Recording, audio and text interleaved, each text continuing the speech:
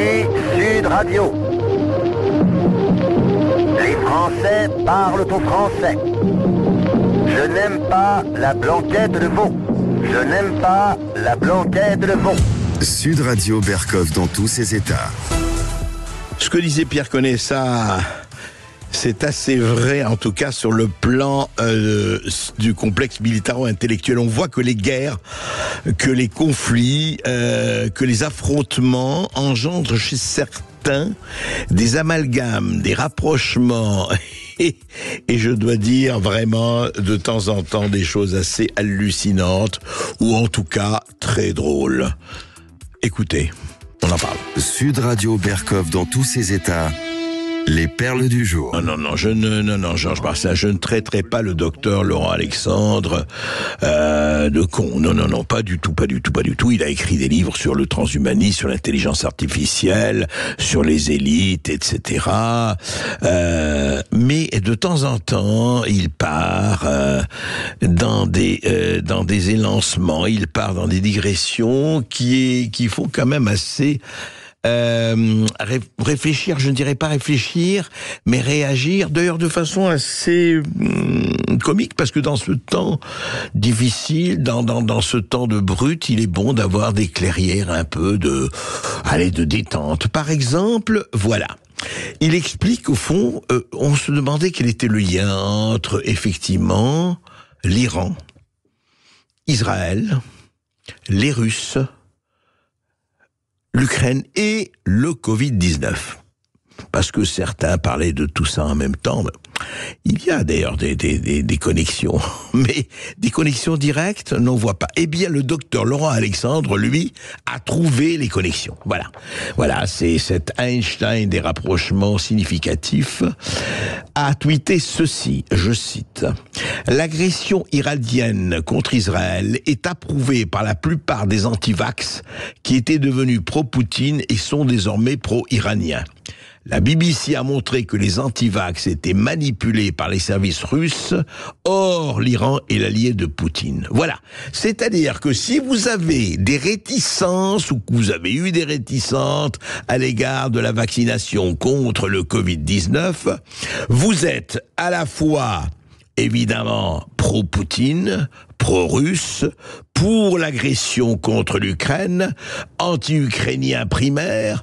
Vous êtes évidemment anti-israélien, vous êtes, et de toute façon, c'est ça qui est très beau, les antivax, il ne dit pas des antivax, les antivax sont manipulés, selon la BBC et le docteur Laurent Alexandre, par les services russes. C'est-à-dire, auditeurs du Sud Radio, si vous avez quelques réticences envers les effets secondaires ou envers les dommages collatéraux, vous êtes automatiquement, selon le docteur Laurent Alexandre et la BBC, vous êtes évidemment un pro-russe, un pro-iranien, un pro-ayatollah, évidemment, puisque vous êtes manipulé. C'est là, ça devient intéressant. Vous savez, à ce degré, c'est toujours intéressant de voir à quel point on peut dire n'importe quoi avec une assurance et généraliser, surtout généraliser. C'est le raisonnement binaire. Voilà. Si t'es pas d'accord avec moi, c'est que tu es pro ceci, pro cela. Il n'a pas parlé d'extrême droite, ni d'antisémitisme, ni de ceci, de cela, mais derrière, c'est vraiment ça, voilà. Donc, vous êtes, vous savez, assigné à résidence, voilà, portez votre étiquette que vous ont donnée les gentils juges de la Nouvelle Inquisition. Ah, mais tout ça, c'est gentil, hein, c'est grave ou c'est pas grave? Oui, ça peut être grave, docteur. Sud Radio Berkov dans tous ses états. Je sens hésitation, je suis un garçon et ça fait du bien apparemment. Hier, nous avons reçu Dora Muto et Marguerite Stern pour leur livre Transmania et vous avez été extrêmement nombreux à réagir. Très, très, très nombreux, on l'a vu sur les réseaux sociaux. Vous avez réagi, nos amis de auditeurs de Sud Radio, là-dessus et il y avait vraiment un certain nombre de révélations et un certain nombre de détails qui étaient très forts. Et une preuve, alors une preuve parmi beaucoup d'autres, eh bien à Portland dans l'Oregon. L'Oregon, c'est sur la côte ouest des États-Unis. Eh bien une lycéenne transgenre a suscité la fureur des internautes après avoir écrasé ses concurrents lors d'une compétition d'athlétisme. Voilà, elle participait, elle a participé à l'épreuve du 200 mètres pour les filles lors d'une course donc dans l'Oregon. Et alors, elle a franchi la ligne d'arrivée, loin devant ses concurrentes qui passent la ligne mais des secondes et des secondes plus tard. Voilà. Et donc, elle a participé aussi à des courses avec ses coéquipières, se classant 7e dans le relais 4x100, etc. Eh bien, voilà. C'était quoi? C'était un homme qui a fait sa transition et qui est devenue femme. Elle s'appelait John. Elle est devenue Emma. Et voilà, Emma a tout écrasé. Et évidemment, comme Emma ou John, quand il était champion, de natation, il était dans sa catégorie 340e. Il a fait sa transition, il est devenu femme, il s'appelle Jane. Eh bien, Jane a battu dans le concours de nage féminine, il a battu toutes ses concurrentes. Mais comment ça se fait, ça? Eh ben oui, comment passe-t-on de 340e à première?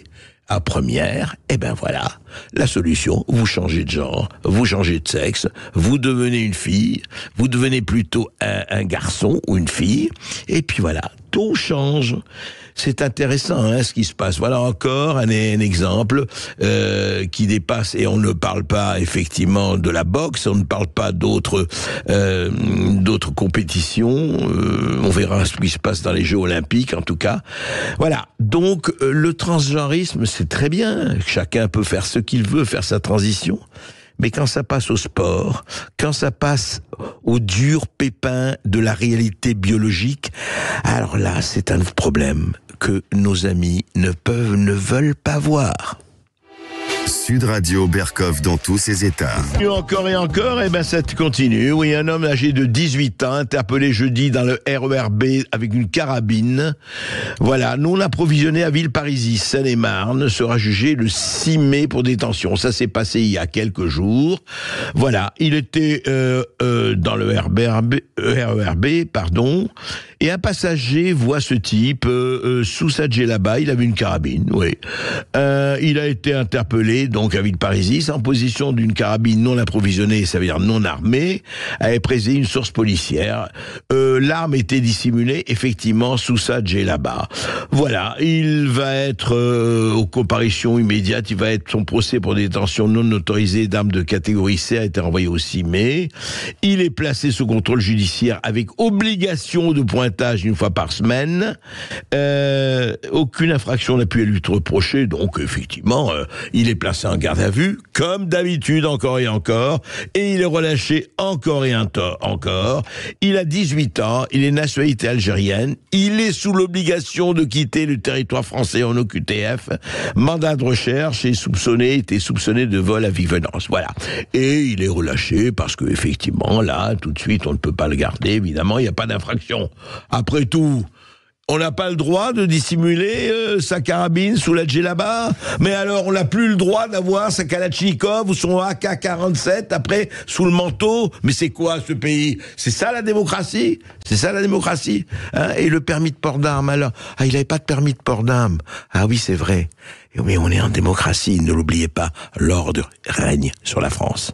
Et j'ajoute qu'il était déjà connu défavorablement des services de police. On va marquer une courte pause sur Sud Radio. On se retrouve après les infos de 13h pour le face-à-face. On va parler DGSE, espionnage et Afrique. À tout de suite sur Sud Radio. Sud Radio Berkov dans tous ses états, midi 14h.